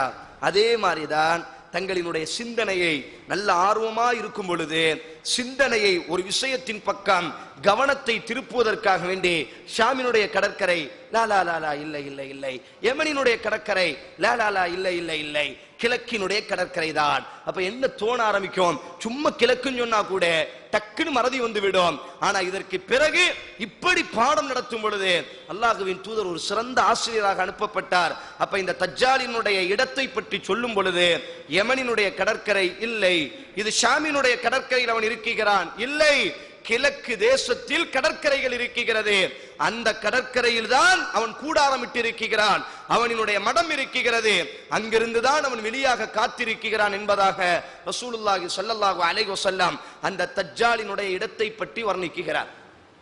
சரி, இந்த தஜ்ஜால் எவ்வாறு இருப்பான், இவனினுடைய குழப்பங்கள் எல்லாம் எவ்வாறு இருக்கும் என்பதை பற்றி இமாம் புகாரி ரஹிமகுல்லா பதிவு செய்கிறார்கள். நான் சொன்னேனா இல்லையா, சிறிய அடையாளங்கள் எல்லாம் தள்ளிவிட்டு செல்லக்கூடிய அடையாளங்கள். சரி, இயற்கையா நடந்துட்டு போதுங்க, கால ரொம்ப தகாரபு ஸமான், காலங்கள் சுருங்கிவிடும், இதை நம்ம சொல்லும் பொழுதே எல்லாமே அப்படித்தான் ஒரு சாதாரணமாக எடுத்து விட்டு செல்வோம். நம்பினாலும் சரி நம்பாமல் இருந்தாலும் சரி இதற்கு வியாக்கியானம் எல்லாம் கொடுத்து விடலாம். ஆனால் பெரிய அடையாளத்தை பொறுத்தவரையில் எந்த வியாக்கியானமும் கொடுக்க முடியாமல் தெளிவாக அல்லாஹ் வெளிக்கொண்டு வருவான். தஜ்ஜாலையும் அல்லாஹ் ரப்புல் ஆலமீன் அப்படித்தான் வைத்திருக்கிறான். அல்லாஹ்வின் தூதர் ஸல்லல்லாஹு அலைஹி வஸல்லம் அவனை பற்றி வர்ணிக்கும் பொழுது மிக அதாவது நல்ல புஷ்டியானவனாக இருப்பான், கால்கள் சிறுத்த நிலையில், அவனினுடைய கால்கள் எல்லாம் நல்ல அகண்ட நிலையில் அவனினுடைய தோற்றம் இருக்கும். அவனினுடைய நிறம் எந்த அடிப்படையில் இருக்குமே ஆனால் சிகப்பு நிறத்தில், அவன் மற்றொரு ரிவாயத்தில் வெள்ளை நிறம். இதனுடைய ஒற்றுமையான ஹதீஸ் என்னவென்று சொன்னால், நம்ம எல்லாம் இப்ப வெள்ளையர்கள் சிவப்பா இருப்பாங்க, நம்ம வெள்ளையர் என்பதாக அழைப்பு கொடுப்போம். சில இடங்கள்ல வெள்ளையா இருப்பான் சிவப்பன் என்பதாக சொல்லுவோம். அதிகமான வெள்ளை என்பது சிவப்பை போன்று என்ன செய்து விடும், காட்சி கொடுக்கும். குழந்தை பிறந்தோன்னு பாருங்க, நல்ல சிவப்பா இருக்கும், புள்ள ரத்தம்லாம் சிவப்பா இருக்கும், நம்ம வெள்ளை புள்ள என்று சொல்லுவோம். இப்ப என்னுடைய உடன்பாடு என்னவென்று சொன்னால், நல்ல வெள்ளை நிறத்தில் அந்த தஜ்ஜால் அவனினுடைய உருவ அமைப்புகள் இருக்கும். மற்றொரு ரிவாயத்தில் இமாம் புகாரி பதிவு செய்கிறார்கள், அவனினுடைய ஒரு கண் ஊனமான ஒற்றை கண் உடையவனாக இருப்பான். இதுதான் மிக முக்கியமான ஒரு அடையாளம். காரணம், அல்லாஹ்வின் தூதர் கூறினார், அவன் தன்னை கடவுள் என்பதாக வாதாடுவான், அவன் தன்னை கடவுள் என்பதாக வாதாடுவான். ரசூலுல்லாஹி ஸல்லல்லாஹு அலைஹி வஸல்லம் சொன்னார்கள், உங்களினுடைய இரட்சகன் ஒற்றை கண் உடையவன் அல்ல, உங்களினுடைய இறைவன் இரட்டை கண் உடையவனாக இருக்கிறான். தஜ்ஜால் ஒற்றை கண் உடையவனாக இருப்பான், அவனினுடைய ஒரு கண் மட்டுமே தெரியும், அந்த கண்ணும் பச்சை நிறை கண்ணாடியை போன்ற அந்த கண் காட்சி கொடுக்கும். மற்றொரு கண் திராட்சை பழம் எவ்வாறு சுருங்கி இருந்தால் குருடாக இருக்குமோ அதே போன்று மற்றொரு கண் குருடாக இருக்கும். தஜ்ஜாலுக்கு ஒரு கண்ணை மட்டுமே அல்லாஹ் பார்வையுடையவனாக வைத்திருக்கிறார். மூன்றாவதாக இமாம் புகாரி பதிவு செய்கிறார்கள், படிப்பவர்களும் படிக்காதவர்களும், படிப்பவர்களும் படிக்காதவர்களும். எவ்வாறு ரசூலுல்லாஹ்வுடைய வார்த்தையை பாருங்கள், எழுத படிக்க தெரிந்தாலும் சரி எழுத படிக்க தெரியாமல் வாழ்க்கை நடத்தினாலும் சரி அவனினுடைய நெற்றியில் காஃபிர் என்று அல்லாஹ் எழுதி வைத்திருப்பான். படிக்காதவர்களும் அதை பார்த்து தெரிந்து கொள்வார்கள். அல்லாஹ் தன்னை கடவுள் என்று வாதாடுவான், நான் தான் உங்களினுடைய இரட்சகன் என்று வாதாடுவான். ஆனால் ரசூல் ஸல்லல்லாஹு அலைஹி வஸல்லம் எமக்கு அறிமுகப்படுத்துகிறார்கள். காரணம், நம்மிலும் எத்தனையோ பெண்கள், நம்மிலும் எத்தனை, நமக்கெல்லாம் ஆச்சரியமாக இருக்கும், காஃபிர் என்று எழுதியதற்கு பிறகுமா அவனுடைய வழிகேட்டில் முஸ்லிம்கள் செல்வார்கள். மற்றொரு ரிவாயத்தில் வரும், ஆண்கள் எல்லாம் தங்கள் பெண்களை, தங்களினுடைய உம்மா மனைவிகளை எல்லாம் சங்கிலிகளால் கெட்டுவார்களாம். தஜ்ஜாலினுடைய குழப்பத்திற்கு ரசூலுல்லாஹ் சொல்வார்கள், ஆண்களை விட பெண்கள் தான் அவனுக்கு பின்னால் கூட்டமாக செல்வார்கள். இது உலகத்தில் எந்த குழப்பமாக இருந்தாலும் சரி, ஆண்கள் எல்லாம் உணர்ந்து கொள்ள நிஸ்ஃபுல் அக்ல் என்று பெண்களுக்கு மற்றொரு பெயர் உண்டு. அறிவிலே பாதி அறிவுடையவர்கள் தான். பெண் புத்தி பின் புத்தி என்றெல்லாம் சொல்கிறோமா இல்லையா, மட்டப்படுத்துவதற்காக வேண்டி அல்ல, எந்த ஒரு வழிகேடை வேண்டுமையானாலும் எடுத்துக்கொள்ளுங்கள், பெண்கள் தான் முன்னிலையில் நின்று கொண்டிருப்பார்கள். தர்காவாக இருக்கலாம், மூட நம்பிக்கையாக இருக்கலாம், பருதா போடுவாங்க, திக்ரு செய்வாங்க, காபாக்கு போயிருப்பாங்க, ஹரம பார்த்திருப்பாங்க, சஃபா மர்வாவினுடைய அந்த இடத்துல நடந்து வரலாறை கேட்டிருப்பார்கள், இப்ராஹிம் நபியினுடைய அந்த தியாகம் தௌஹீதை எல்லாம் படித்திருப்பார்கள். ஆனா அந்த அம்மா தான் கோயில் சிலையில முன்னாடி நின்றுக்கிட்டு தான் பேர பிள்ளைக்கு ஓதி பார்த்துட்டு இருப்பாங்க. பாக்குறோமா இல்லையா? எத்தனை எத்தனை பெண்கள், நம்ம எத்தனையோ சகோதரர்கள் சொல்லக்கூடிய விஷயம் என்ன, எங்க உம்மா கேட்க மாட்டேங்கிறாங்க, தௌஹீது பயானு கூட்டுவாரேன், எல்லாம் தெரியுது, ஆனா சோதனை என்று வந்து விட்டால், பிரச்சனை என்று வந்து விட்டால், என் பொண்டாட்டி என்ன செய்யறாள், மூட நம்பிக்கையின் பக்கம் செல்கிறாள். என் பொண்டாட்டியினுடைய அம்மா மூட நம்பிக்கையில இதுல ஹஜ் செஞ்சிருப்பாங்க, இதுல பிரச்சனை என்னன்னா நம்மளை விட தொழுகையில கரெக்டா இருப்பாங்க, இதுல அதை விட பிரச்சனை என்ன, குர்ஆன கரெக்டா ஓதுவாங்க, ரொம்ப பெரிய பிரச்சனை என்ன, தஹஜ்ஜுத்ல முதல்ல நின்னு தொழுவாங்க. ஆனா அவங்களுக்கு ஒரு சோதனை வந்த உடனே எத்தனை இஸ்லாமிய பெண்கள், அல்லாஹ் தான் உதவியாளன், அல்லாஹ் தான் நோயை குடிக்கிறான், அல்லாஹ் தான் எம்மை படைத்தான், என்று எல்லாத்தையும் தூக்கி எறிஞ்சிட்டு சர்வ சாதாரணமா ஒரு புல்லை ஒரு காஃபிர் சாமியாரினுடைய காலில் விழக்கூடிய எத்தனை முஸ்லிம் பெண்கள் இருக்கிறார்கள் தெரியுமா? இந்த டவுனுக்கு போத வழியில இப்போ ஒரு சாமியார் ஒரு மடத்தை போட்டு வச்சிருக்கிறான். சும்மா பகல் நேரத்தில் போய் பாருங்க, எத்தனை முஸ்லிம் பெண்கள் ஹிஜாப் அணிஞ்சிட்டு அவன்கிட்ட போய் வாக்கு கேட்க போறாங்க தெரியுமா? எத்தனை முஸ்லிம் தௌஹீத்வாதிகளினுடைய பெண்கள். தௌஹீத்வாதியை சொல்லி குற்றம் இல்லை, பெண்கள் அப்படித்தான். இயற்கையாகவே வழிகேடுகள் மிக லேசாக பரவக்கூடிய இடம் பெண்கள். அதனால தான் ரசூலுல்லாஹ் சொன்னார்கள், அன்னிசாஉ ஹபாயிலுஷ் ஷைத்தான். பெண்கள் யார்? ஷைத்தான் விரிக்கக்கூடிய வலைகள். எப்படி நம்ம புறாவை பிடிக்கிறதுக்கு, நம்ம காக்காவை பிடிக்கிறதுக்கு, பூனையை பிடிக்கிறதுக்கு, எலியை பிடிக்கிறதுக்கு நாம எப்படி ஒரு கூண்டை ஒரு வலையை வச்சிருப்போமோ, இந்த உம்மத்தை வழிகெடுப்பதற்கு ஷைத்தான் வைத்திருக்கக்கூடிய அன்னிசாஉ ஹபாயிலுஷ் ஷைத்தான், பெண்களை குறை கூறுவதற்கல்ல. ஆனால் இனி ஒரு வாதத்தையும் ஏற்றுக்கொள்ள வேண்டும். அந்த பெண்களினுடைய உள்ளத்திலும் ஈமானினுடைய உறுதியை ஒரு ஆண்மகன் கொண்டு சென்று விட்டால், அந்த பெண்ணையும் தௌஹீதின் அடிப்படையில் ஒரு தியாகியாக வளர்த்து விட்டால், சோதனைகளை கண்டு சில நேரங்களில் ஆண்கள் கூட தடுமாறி விடுவார்கள். ஆனால் ஈமான் இறங்கிய ஒரு உறுதியான பெண்மணி தளர மாட்டாள். நீங்க ஹதீஸை படிச்சு பார்த்தீங்கன்னா, அம்மார் என்ற நபித்தோழர். யார் இந்த நபித்தோழர்? ஒரு வாலிபரான ஒரு நபித்தோழர். யார் இந்த நபித்தோழர்? ஒரு வாலிபரான நபித்தோழர். இவர்களினுடைய அம்மா யார்? சுமையா ரலியல்லாஹு தஆலா அன்ஹா.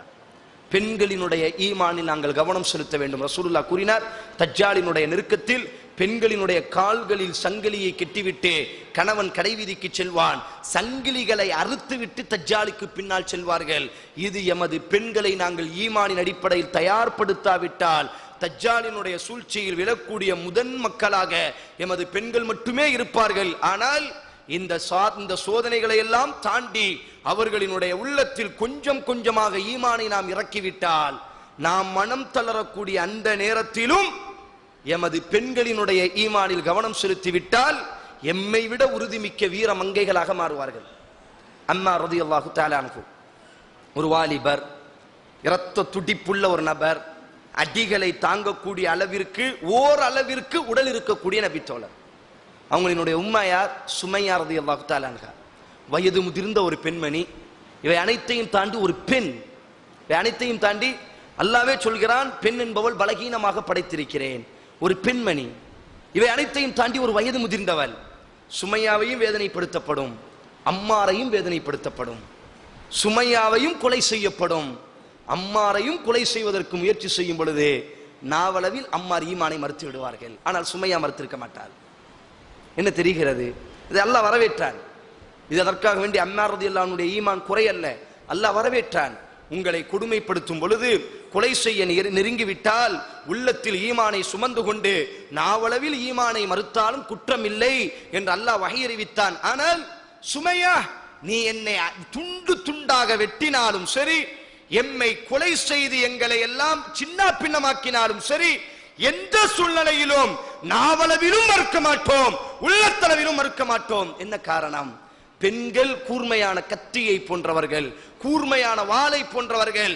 யார் அவர்களை உபயோகப்படுத்துகிறார்களோ, தவறு செய்கிறார்களே ஆனால், தவறான வழிமுறையின் பக்கம் செல்கிறார்களே ஆனால், அதற்கு அடிப்படை காரணம் ஒரு பெண்மணி தவறு செய்கிறாளே ஆனால் அந்த பெண்ணுக்கு கண்டிப்பாக ஒரு தகப்பன் இருப்பான், அந்த பெண்ணுக்கு கண்டிப்பாக ஒரு சகோதரன் இருப்பான், அந்த பெண்ணுக்கு கண்டிப்பாக ஒரு தாய்மாமன் இருப்பான்.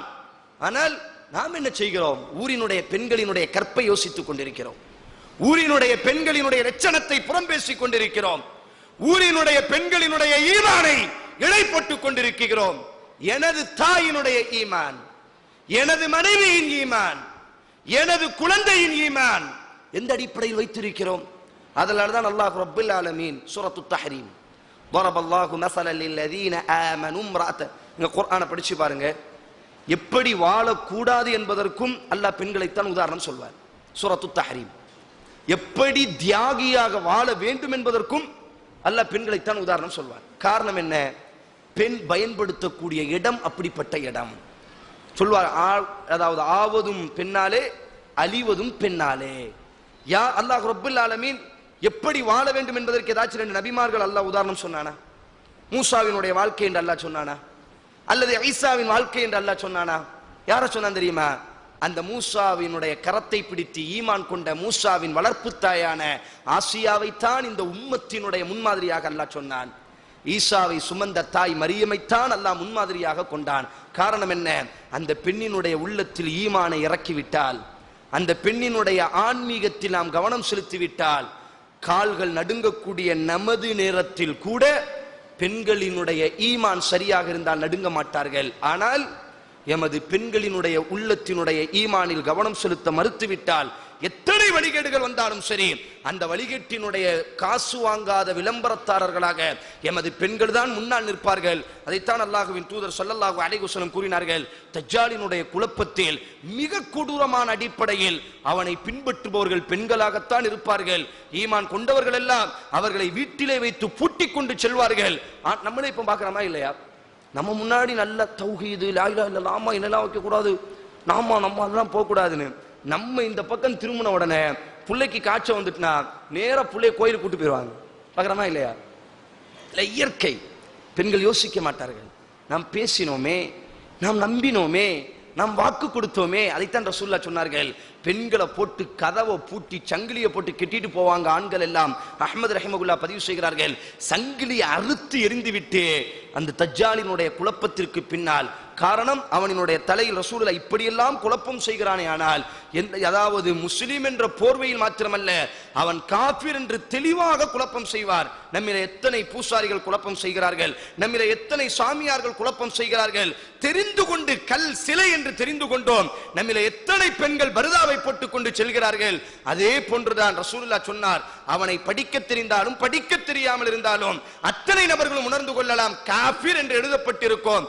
மற்றொரு ரிவாயத்தில் கத்தா பொய்யன் என்று எழுதப்பட்டிருக்கும். ஆனாலும் பெண்கள் அவனுக்கு பின்னால் ஓடி செல்வார்கள். ரசூலுல்லாஹி ஸல்லல்லாஹு அலைஹி வஸல்லம் அவர்கள் கூறினார்கள், அவனினுடைய எந்த அளவுக்கு அவனினுடைய குழப்பங்கள் மேலோங்கி இருக்குமேயானால், இமாம் புகாரி பதிவு செய்கிறார்கள், அவன் மனிதர்களுக்கு மத்தியில் வருவான். இந்த உலகத்தில் 40 நாட்கள் இந்த உலகத்தில் அவன் வாழுவான். இமாம் புகாரி பதிவு செய்கிறார்கள். தமீமு தாரியினுடைய ரிவாயத்திலும் அப்படித்தான் வருகிறது. 40 நாட்கள். அதில் முதல் நாள் ஒரு வருடமாக கழிந்திருக்கும், இரண்டாவது நாள் ஒரு மாதமாக கழியும், மூன்றாவது நாள் ஒரு வாரமாக இருக்கும். அதற்கு பிறகு வரக்கூடிய 37 நாட்கள் சாதாரண நாட்களை போன்று அல்லாஹ் கழித்துக் கொண்டே இருப்பான். முழு உலகம் முழுவதும் தனது ராஜ்யத்தை அவன் பெருக்குவான். முழு உலகம் முழுவதும் அவன் என்ன செய்வான்? தனது கோலாட்சியை எல்லா இடங்களுக்கும் செல்வான். மற்றொரு ரிவாயத்தில் எப்படி வருகிறது என்று சொன்னால், இஸ்பஹான் என்று சொல்லக்கூடிய இடத்திலிருந்து யூதர்களோடு அவன் வெளியாகுவான் என்று ரசூலுல்லாஹி ஸல்லல்லாஹு அலைஹி வஸல்லம். இஸ்பஹான் நாட்டு யூதர்கள் 7 லட்சம் என்றும் மற்றொரு ரிவாயத்தில் 70 லட்சம் என்பதாகவும் வருகிறது. இன்று வரை நீங்கள் யூதர்களினுடைய அந்த சிம்பலை எல்லாம் நீங்கள் பார்த்தால், யூதர்களினுடைய அந்த கெட்டிடங்களை எல்லாம் நீங்கள் பார்த்தால், ஒற்றைக்கண் உடையதைத்தான் அவர்கள் கெட்டுவார்கள். அவர்களினுடைய கொடி அமைப்பாக இருக்கலாம், அவர்கள் கெட்டக்கூடிய அந்த உலகத்தினுடைய கெட்டிடங்களாக இருக்கலாம், இஸ்ரேலினுடைய அந்த நாட்டினுடைய அமைப்பாக இருக்கலாம். இவை அனைத்தையும் அவர்கள் எப்படி வரவேற்றுக் கொண்டிருக்கிறார்களே. ஆனால் ரசூலுல்லாஹ் சொன்னார்கள், அவன் ஒரு யூத இனத்தை சார்ந்தவன். இஸ்பஹான் என்று சொல்லக்கூடிய நாட்டிலிருந்து யூதர்களோடித்தான் அவன் வெளியாகுவான், ஒற்றைக்கண் உடையவன். நீங்க இப்ப எந்த கெட்டிடத்தை வேண்டுமையானாலும் சமீபமாக உலக அளவில் பிரஸ்தி பெற்றப்பட்டு உலக அளவில் கோலாட்சி நிகழ்த்தக்கூடிய, உலக அளவில் பெருமையாக பேசக்கூடிய, உலக அளவில் ஆச்சரியத்தோடி பார்க்கக்கூடிய அந்த கெட்டிடங்களை எல்லாம், அல்லது யூதர்களினுடைய அவர்களினுடைய விளம்பரங்கள், அவர்களினுடைய நவீன யுகங்களை எல்லாம் நீங்கள் பார்த்தால் ஒற்றைக்கண் உடையதாகத்தான் அவர்களினுடைய கெட்டிடங்களும் அவர்களினுடைய வரவேற்பு சூழ்நிலைகளும் இருக்கும். அதைத்தான் ரசூலுல்லாஹ் சொன்னார்கள், அவனு இஸ்பஹான் என்று சொல்லக்கூடிய நாட்டில் யூதர்களோடு சேர்ந்து அவன் வெளியாகுவான், முழு உலகம் முழுவதும் அவன் செல்வான். என்றாலும் அல்லாஹ் 4 இடங்களில் மட்டும் நுழைவதற்கு அல்லாஹ் அவனை தடை செய்திருக்கிறான். தஜ்ஜாலும் சொல்வான், நான் முழு உலகம் முழுவதும் செல்வேன். ஒன்று மஸ்ஜிதுல் ஹராம், அல்லாஹ்வுடைய புனித பள்ளியான முதல் இறை இல்லமான அந்த கஅபா. வானவர்கள் தங்களது வாள்களை கொண்டு அவனை எதிர்த்து கொண்டிருப்பார்கள். அடுத்து அவன் மதீனாவிற்குள் வருவான். மதீனாவில் 7 வாயில்கள் அன்றைக்கு இருக்கும். ரசூலுல்லாஹ் கூறினார்கள், மதீனாவிற்கு அன்றைக்கு 7 வாசல்கள் இருக்கும். 7 வாசல்களிலும் வானவர்கள் நின்று கொண்டிருப்பார்கள். அவனினுடைய முகத்தை ஷாமின் பக்கம் திருப்புவார்கள். மஸ்ஜிது தூர் என்று சொல்லக்கூடிய மூசா அலைஹிஸ்ஸலாம் அல்லாஹ்வோடு பேசிய அந்த தூர் சீனா மலை என்பதெல்லாம் இன்றைக்கும் அந்த தூர் சீனா மலையில் ஒரு பள்ளிவாசல் கட்டப்பட்டிருக்கிறது. மஸ்ஜிது தூர் என்பதாக அதற்கு பெயர் சொல்லப்படும். அந்த இடத்திற்கும் அவனால் செல்ல முடியாது. இறுதியாக பைத்துல் முகத்தஸ், இந்த உம்மத்தினுடைய தலைவர் மஹ்தி தனது படைகளை எல்லாம் பைத்துல் முகத்தஸிற்குள்ளாக ஈமான் கொண்டவர்களை மட்டும் அழைத்து கொண்டு உள்ளே நுழைந்து விடுவார். அந்த அக்ஸாவிற்கும் அவனால் நுழைய முடியாது. அவன் மதீனாவிற்குள் மீண்டும் வருவதற்கு முயற்சி செய்வான். மதீனா அன்றைய தினம் எப்படி இருக்குமே, ஆனால் மூமீன்களை மட்டும்தான் மதீனா சுமந்திருக்கும். ரசூலுல்லாஹ் கூறினார், கியாமத் நாளினுடைய நெருக்கத்தில் அல்லாஹ் மதீனாவில் ஜில்சால், பூகம்பங்களை ஏற்படுத்துவான், நடுக்கத்தை ஏற்படுத்துவான். முனாஃபிகீன்கள், நயவஞ்சகர்கள் எல்லாம் வெளியே கக்கப்படுவார்கள். காஃபிர்கள் இருக்க மாட்டார்கள். இயற்கையாகவே இன்று வரை எங்க காஃபிர் கிடையாது. இது ஹராம், புனிதமான இல்லை. ஆனால் நயவஞ்சகர்கள், போலியானவர்கள், முனாஃபிகீன்கள், இரட்டை வேடம் போடக்கூடியவர்கள், தஜ்ஜாலினுடைய நெருக்கத்தில் அந்த மதீனா அப்படி அவர்களை எல்லாம் வெளியே கக்கிவிடும். மூமின்கள் மட்டும்தான் அந்த மதீனாவில் இருப்பார்கள். அப்பொழுது மதீனாவிற்கு நுழையும் பொழுது வானவர்கள் தெரிந்திருப்பார்கள், நீ சாகக்கூடிய இடம் இது அல்ல, உனக்கு மருந்திடுவதற்கென்று அல்லாஹ் ஒரு இடத்தை வைத்திருக்கிறான், ஷாம் என்ற ஒரு இடம் என்பதாக நினைத்து அவனினுடைய முகத்தை ஷாமின் பக்கம், இன்றைய அலக்களிக்கப்படக்கூடிய அந்த சிரியாவின் பக்கம் அவனினுடைய முகத்தை திருப்புவார்கள். அவன் சிரியாவை நோக்கி செல்வான். அப்படி செல்லும் பொழுது பலஸ்தீனில் லுத்தி என்று சொல்லக்கூடிய இடம், இன்றைக்கு அது இஸ்ரேலில் இருக்கிறது. ஈசா அலைஹிஸ்ஸலாம் ஷாமினுடைய வெள்ளை மினாராவில் இறங்கி அவனை எதிர்கொள்வதற்காக வேண்டி வருவார். அந்த லுத் என்று சொல்லக்கூடிய இடத்தில் வைத்து அவன் கொலை செய்யப்படுவான் என்பதாக இமாம் புகாரி, முஸ்லிம் பதிவு செய்கிறார்கள். அவனுடைய குழப்பங்கள் எந்த அளவிற்கு மிகைத்திருக்குமையானால் முழு உலகம் முழுவதும் அவனால் செல்லக்கூடிய ஒரு சூழ்நிலையை அல்லாஹ் ஏற்படுத்தி இருப்பான். மற்றொரு ரிவாயத்தில் அவன் குருடர்களின் மீது கை வைத்தால், கிறிஸ்தவர்கள் எல்லாம் அவர்கள் இப்பொழுதும் எதிர்பார்த்து கொண்டே இருக்கிறார்கள். கிறிஸ்தவர்கள் என்ன சொல்வாங்க, இயேசு வர இருக்கிறார், அந்தி கிறிஸ்து வர இருக்கிறார், இயேசுவே வாரும் ஐயா என்றெல்லாம் பேசுறாங்களா இல்லையா? அதே மாதிரி அவனுக்கு பேரும் என்ன, தாம் பேர் என்ன ஆக்கிக்கிடுவான், மஹ்தி என்பதாக சொல்லிக் கொள்வான். ஈசா அலைஹிஸ்ஸலாம் என்ன அற்புதங்களை செய்தாரோ அத்தனை அற்புதத்தையும் இவனும் செய்வான். இமாம் புகாரி பதிவு செய்கிறார்கள், குருடர்களை எல்லாம் கை வைப்பான். அந்த குருடர்கள் இப்பொழுது கண் பார்வை உடையவர்களாக மாறிவிடுவார்கள். குஷ்டரோகியின் மீது தடவுவான், அவனினுடைய குஷ்டரோகம் சென்றுவிடும். செத்து போனவர்களை, ஒரு நபரை கொலை செய்வான், திருப்பி எந்திரின்னு சொல்வான். அதே மாதிரி அந்த இளைஞன் எழுந்து நிற்பான். இப்ப இந்த கிறிஸ்தவர்கள் என்ன நினைப்பாங்கன்னா, ஓ நம்ம எதிர்பார்த்த நமது கிறிஸ்து வந்து விட்டார், நமது இயேசு வந்து விட்டார் என்று அவர்களும் அவனுக்கு பின்னால் செல்ல ஆரம்பிப்பார்கள். முஸ்லிம்களும் இப்பொழுது அவனுக்கு பின்னால் செல்ல ஆரம்பிப்பார்கள். ஒரு கட்டத்தில் அவன் சொல்வான், நான் தான் இறைவன். என்ன ஆதாரம்? ஒரு பாலைவனத்திற்கு செல்வான், புதையலே வெளியாக்கி என்று சொல்வான். இமாம் முஸ்லிம் பதிவு செய்கிறார்கள். இதெல்லாம் என்ன நம்ப முடியும்? யார் கொடுத்த ஆற்றல் கேட்டால் இது அல்லாஹ் கொடுத்த ஆற்றல். இதே அடிப்படையில் சூனியத்தை நம்பிட்டு போனால் இந்த உம்மத்தை பிரிக்க வேண்டுமா? இதே அடிப்படையில் கண் திருஷ்டியை நம்பிவிட்டு போனால் இந்த உம்மத்தை காஃபிராக்க வேண்டுமா? இதே அடிப்படையில் இந்த உம்மத்தை வழிநடத்தினால் இந்த உம்மத்தினுடைய மூத்த குடிமக்களை நரகவாசி என்று பேச வேண்டுமா? தஜ்ஜால் ரசூலுல்லாஹ் சொன்னார்கள், அவன் பாலைவனத்தை பார்ப்பான், சொல்வான் புதையலே வெளியாகி என்று சொல்வான். அப்படி புதையல் மலையாக வெளியாக ஆரம்பிக்கும். அவனை நம்புபவர்களுக்கு மட்டும் கரத்தை நீட்டுவான், அவனை நம்பக்கூடியவர்களுக்கு மட்டும் மழை பொழியும். அவனிடத்தில் ரொட்டி மலைகள் இருக்கும். அவனை நம்புபவர்களுக்கு மட்டும். இதெல்லாம் இமாம் புகாரி, இமாம் முஸ்லிம். உங்க வீட்டுக்கு போனீங்கன்னா உங்கள்கிட்ட சாப்டர் இருந்துச்சுன்னா தஜ்ஜால், தஜ்ஜாலின் வரலாறு, தஜ்ஜாலின் வருகை என்ன நீங்க தமிழ் அடிச்சு பார்த்தா கூட மாஷா அல்லாஹ் எத்தனையோ மார்க் அறிஞர்கள் இவனை பத்தி நல்லா எழுதி வச்சிருக்கிறாங்க. குர்ஆன் ஹதீஸை கொண்டு எழுதி வச்சிருக்கிறாங்க. இமாம் புகாரி பதிவு செய்கிறார்கள், அவன்கிட்ட ரொட்டிகள் இருக்கும், அவனை நம்புபவர்களுக்கு மட்டும் உணவு கொடுப்பான். ஒரு நாள் காலையில் முஃமின்களிடத்தில் வருவான், என்னை ஏற்றுக்கொள்ளுங்கள், நான் தான் உங்களினுடைய கடவுள் என்று வாதாடுவான். மூமின்கள் மறுப்பார்கள். மாலை நேரத்தில் மூமின்கள் பிச்சைக்காரர்களாக மாறியிருப்பார்கள். இதெல்லாம் பெண்கள் பார்த்தால், இதெல்லாம் நம்ம மனைவி உம்மாக்கள்லாம் பார்த்தால், ஏன்டான் காலையில் நல்லா இருந்தோம், என்ன இன்றைய சூழ்நிலை என்ன? கல்யாணம் முடிச்சிட்டு மருமவா வீட்டுக்கு வந்து இந்த அம்மா புருஷன் இறந்து போயிட்டா யார காரணம் காட்டுறோம்? இவ வந்தா வீட்டுல இலை விழுந்துட்டு சொல்றோமா இல்லையா? இவன் காலையில வந்துட்டு போனா மாலையில பிச்சைக்காரனா ஆயிருவோம். காலையில பெரிய பணக்காரனா இருப்போம், மாலையில பிச்சைக்காரனா ஆயிருவோம். ஓ உண்மையில் கடவுள் இவன் தான். டே அவன் கடவுளோ இல்லையோ, நமக்கு தேவை உலகம், அவனை ஏற்றுக்கொள்ளலாம் என்று பின்னால் செல்ல ஆரம்பிப்பார்கள்.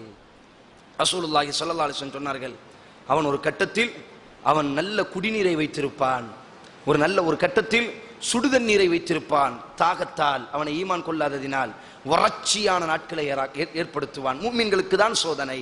வறட்சியான சூழ்நிலை, பஞ்சத்தை ஏற்படுத்துவான். குடிப்பதற்கு தண்ணீர் இல்லாத சூழ்நிலை ஏற்படுத்துவான். அதைத்தான் ரசூலுல்லாஹ் சொன்னார்கள், உலகம் படைக்கப்பட்டதிலிருந்து நாமே ஒரு சிறிய நேரத்தில் உலகத்தினுடைய பொருளாதாரம், சொந்த பந்தம் பிரிந்து விட்டால், சொந்த பந்தம் முறைத்து விட்டால் என்று சொன்னால் அல்லது எங்க கூட வேலை பார்க்கிறவங்க லேசா மன வருத்தப்படுவாங்களே என்று சொன்னால் நாமே நமது கொள்கையை கொஞ்சம் தளர்த்தி விடுகிறோமா இல்லையா? நாமே தௌஹீதில் உறுதியானவர்கள், தௌஹீதின் பக்கம் அழைப்பு கொடுக்கக்கூடிய நான், தௌஹீதின் பக்கம் வாதாடக்கூடிய நான், சுன்னா பித்அத் நபி வலிக்கு எதிரானது என்றெல்லாம் பேசக்கூடிய நாமே ஏதோ ஒரு சின்ன விஷயத்திற்காக வேண்டி இந்த சோதனை வேண்டாம். அதனால தான் ரசூலுல்லாஹ் சொன்னார், உலகம் படைக்கப்பட்டதிலிருந்து அழியக்கூடிய வரை இவனை போன்ற ஒரு குழப்பத்தை உலகம் பார்த்ததில்லை. ரசூலுல்லாஹ் இந்த உலகத்தில் ஒருவனுக்கு பயந்தார் என்று சொன்னார். ரசூலுல்லாஹ் இந்த உலகத்தில் ஒருவனினுடைய குழப்பத்தை அஞ்சினார் என்று சொன்னால் ஆயிஷா ரலியல்லாஹு சொல்கிறார்கள், எந்த ஒரு தொழுகையையும் ரசூலுல்லாஹ் முறிக்க மாட்டார்கள், முடிக்க மாட்டார்கள். தஜ்ஜாலை விட்டு அல்லாஹ்விடத்தில் பாதுகாப்பு ஏன் ரசூலுல்லாஹ்க்கு தெரியாதா? தஜ்ஜால் நம்ம காலத்தில் வரமாட்டான் என்று ரசூலுல்லாஹ்வுக்கு தெரியாதா? ஏன் ரசூல் ஸல்லல்லாஹு அலைஹி வஸல்லம் என்ன சொன்னார்கள்? உலகத்தினுடைய அழிவு, ஈசாவினுடைய நேரம், உலகத்தினுடைய புகை மண்டலம், அந்த நேரத்தில் தான் இதெல்லாம் தெரிந்த ரசூலுல்லாஹ்வே இவனினுடைய குழப்பத்தை பற்றி அஞ்சினார்களே. ஆனால் என்ன காரணம்? இவனினுடைய குழப்பம் என்பதை தாண்டி ஒரு முகசுளிப்புக்காக வேண்டி, குடும்பத்தார்களினுடைய வெறுப்புக்காக வேண்டி, அல்லது கூட வேலை செய்பவர்களினுடைய வருத்தத்திற்காக வேண்டி நாமே கொஞ்சம் தளர்ந்து விடுகிறோமா இல்லையா? நான் உட்பட.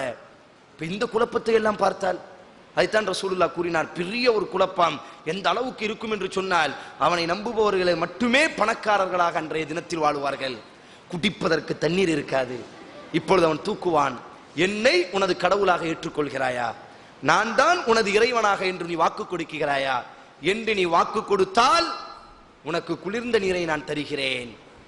மற்றொரு ரிவாயத்தில் சொர்க்கத்தை தனது வலது கரத்தில் வைத்திருப்பான், நரகத்தை தனது இடது கரத்தில் வைத்திருப்பான். அல்லாஹு அக்பர். சொர்க்கம் நரகம் ரசூலுல்லாஹ் இமாம் புகாரி பதிவு செய்கிறார், இமாம் முஸ்லிம் பதிவு செய்கிறார்.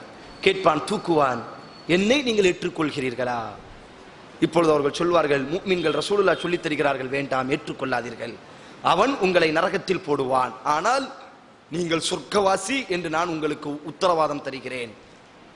இந்த உலகத்தினுடைய நெருப்பை பயந்து, குழந்தையினுடைய அந்த நெருப்பை பயந்து உங்களுக்கு நீ சொர்க்கம் வேண்டும், அவன் சொல்லக்கூடிய அந்த சொர்க்கம் வேண்டும் என்பதற்காக வேண்டி அவனை நீங்கள் உங்கள் இரட்சகனாக ஏற்றுக்கொண்டால் உங்களை அவன் சொர்க்கத்தில் விடுவான். உண்மையில் அவன் சொர்க்கத்தில் விட மாட்டான், உங்களை நரகத்தினுடைய படுகொலியில் தான் அவன் வீழ வைத்துக் கொண்டிருக்கிறான். தாகத்தினுடைய நிர்பந்தத்தில் இருப்பீர்கள். அவனை ஏற்றுக்கொண்டால் குளிர்ந்த நீரை உங்களுக்கு கொடுப்பான், குளிர்ந்த அந்த ஆற்றிலே உறவாடச் செய்வான். அவனை மறுப்பவர்களுக்கு சுடுதண்ணீரை கொண்டு அவன் குளிப்பாட்டுவான். ரசூலுல்லாஹ் சொன்னார்கள், குளிர்ந்த நீர் தான் சுடுதண்ணீராக இருக்கும், சுடுதண்ணீர் தான் குளிர்ந்த நீராக இருக்கும். அவனை மறுத்து நீங்கள் அந்த வெப்பமான தண்ணீரை குடியுங்கள், அல்லாஹ் உங்களுக்கு குளிர்ந்த நீராக மாற்றி தருவான்.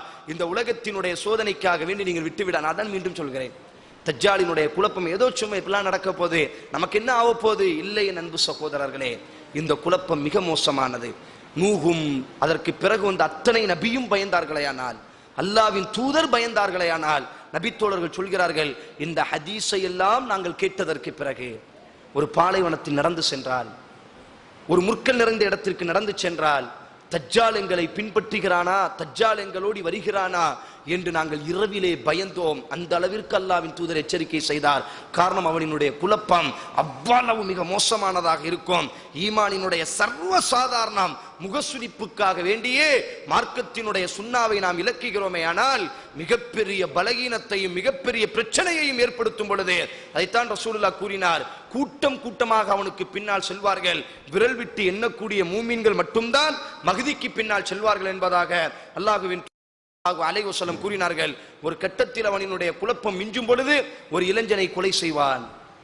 இப்பொழுது எழுந்து என்று சொல்வான், எழுந்திருப்பான். அந்த இளைஞன் சொல்வான், நீங்கள் நம்பாதீர்கள், இவன் கடவுள் அல்ல, இவன் கடவுள் அல்ல, இப்பொழுது என்னை கொலை செய்ய சொல்லுங்கள். தஜ்ஜால் கொலை செய்வதற்கு முயற்சி செய்வான், அவனால் கொலை செய்ய முடியாது. அவனினுடைய கொட்டத்தினுடைய இறுதி நாள் அதுவாக இருக்கும். தஜ்ஜால் உணர்ந்து கொள்வான், நமது குழப்பம் முடிவுக்கு வரப்போகிறது. அந்த நேரத்தில் தான் அல்லாஹ் ஈசாவை இறக்குவான் என்பதாக ரசூலுல்லாஹி ஸல்லல்லாஹு அலைஹி வஸல்லம் கூறினார்கள். இவனினுடைய குழப்பத்திலிருந்து எவ்வாறு பாதுகாப்பு தேடுதல், இவனினுடைய குழப்பத்திலிருந்து இவனினுடைய சோதனையிலிருந்து நாமும் எமது குடும்பமும் மீள வேண்டுமேயானால் அதற்கும் அல்லாஹ்வின் தூதர் கூறினார்கள். இமாம் புகாரி ரஹிமகுல்லாஹ் பதிவு செய்கிறார்கள், ஆயிஷா ரலியல்லாஹு அன்ஹா அவர்கள் கூறுகிறார்கள், அல்லாஹ்வின் தூதர் ஸல்லல்லாஹு அலைஹி வஸல்லம் ஒவ்வொரு தொழுகையினுடைய முடிவிலும் 4 விஷயத்தை நினைத்து 4 விஷயத்திற்காக வேண்டி பாதுகாப்பு தேடுவார். அதில் ஒன்று வமின் ஃபித்னத்தி மஸீஹித் தஜ்ஜால். யா அல்லாஹ், தஜ்ஜால் என்று சொன்னாலே குழப்புபவன். தஜ்ஜால் என்று சொன்னாலே இல்லாததை இருப்பதை போன்று காமிக்க கூடியவன். அதைத்தான் ரசூலுல்லாஹ் சொன்னார்கள், வமின் ஃபித்னத்தி மஸீஹி தஜ்ஜால், யா அல்லாஹ் தஜ்ஜாலினுடைய கொடுமையை விட்டு என்னை நீ பாதுகாப்பாயாக என்று ரசூலுல்லாஹ் ஒவ்வொரு தொழுகையிலும் பிரார்த்தித்தார். யார் இப்படி பிரார்த்திக்கிறார்களோ அல்லாஹ் அவருக்கு தஜ்ஜாலினுடைய கொடுமையை விட்டு பாதுகாப்பான். இரண்டாவதாக ரசூலுல்லாஹ் கூறினார், நீங்கள் தஜ்ஜாலினுடைய காலத்தை அடைந்து விட்டால், நீங்கள் தஜ்ஜால், இமாம் புகாரி பதிவு செய்கிறார்கள், நீங்கள் தஜ்ஜாலினுடைய அந்த காலத்தை அடைந்து விட்டால் சூரா கஹ்ஃபினுடைய முதல் 10 வசனத்தை யார் மனப்பாடமிட்டு ஓதுகிறார்களோ அவர்களுக்கு அல்லாஹ் ரப்புல் ஆலமீன் தஜ்ஜாலினுடைய காலத்திலும் அல்லாஹ் அவர்களுக்கு தஜ்ஜாலின் குழப்பத்தை விட்டு பாதுகாப்படைய செய்வான். நபித்தோழர்கள் எல்லாம் தங்கள் குழந்தைகள் வளர்ந்து வரும் பொழுது முதன்மையாக மனப்பாடமாக்கக்கூடிய வசனம் எது தெரியுமா? அல்ஹம்துலில்லாஹில்லதி அன்ஸல அலா அப்திஹில் கிதாப். இந்த சூரா கஹ்ஃபினுடைய முதல் 10 வசனங்களைத்தான் மனப்பாடமாக்கி கொடுப்பார்களாம். ஹதீஸில் வருகிறது, நபித்தோழர்கள் தங்கள் நம்மில் எத்தனை நபர்கள் நமது குழந்தைக்கு இதை மனப்பாடமாக்குகிறோம்? நாம் என்ன மனப்பாடம் செய்திருக்கிறோம்? ரசூலுல்லாஹி ஸல்லல்லாஹு அலைஹி வஸல்லம் கூறினார்கள், தஜ்ஜாலினுடைய குழப்பத்தையே இந்த 10 வசனம் நீக்குமையானால், இதைத்தான் உணர வேண்டும், தஜ்ஜாலின் குழப்பத்தையே இந்த 10 வசனம் அடித்து விடுமையானால் அதற்கு பிறகு சின்ன குழப்பத்தை எல்லாம் நமது வாழ்க்கையில் நடைபெறக்கூடிய குழப்பத்தை இது நீக்கி விடாதா? இப்ப ஏன் ரசூல் ஸல்லல்லாஹு அலைஹி வஸல்லம் இதை கூறினார்களே ஆனால், தஜ்ஜாலினுடைய காலத்தில் யார் அடைகிறார்களோ, சூரா கஹ்ஃபினுடைய முதல் 10 வசனத்தை யார் ஓதுகிறார்களோ அவர்களுக்கு அல்லாஹ் ரப்புல் ஆலமீன் அந்த தஜ்ஜாலினுடைய காலத்தில் வாழ்ந்தாலும் அந்த சோதனையிலிருந்து வெற்றி பெற வைப்பான் என்பதாக நபிகள் நாயகம் ஸல்லல்லாஹு அலைஹி வஸல்லம் அவர்கள் கூறினார்கள். ஆதலால் அன்பு சகோதரர்களே, நேரத்தினுடைய சுருக்கம் கருதி இன்ஷா அல்லாஹ் அடுத்த ஒரு வாய்ப்பு கிடைக்கும் பொழுது பெரிய அடையாளங்களில் 2 அடையாளங்களை பார்த்திருக்கிறோம். ஒன்று, அதாவது புகை மூட்டம் என்று சொல்லக்கூடிய அடையாளம். இரண்டாவது, உலகத்தின் படைக்கப்பட்டதிலிருந்து உலகம் அழியக்கூடிய வரை நடைபெறக்கூடிய குழப்பங்களிலேயே மிகப்பெரிய குழப்பமான தஜ்ஜாலை பற்றியும் அவனினுடைய குழப்பத்தை பற்றியும் அவனினுடைய வரலாறை பற்றியும் அவனிடத்திலிருந்து பாதுகாப்படையக்கூடிய சூழ்நிலையை பற்றி நாம் படித்திருக்கிறோம்.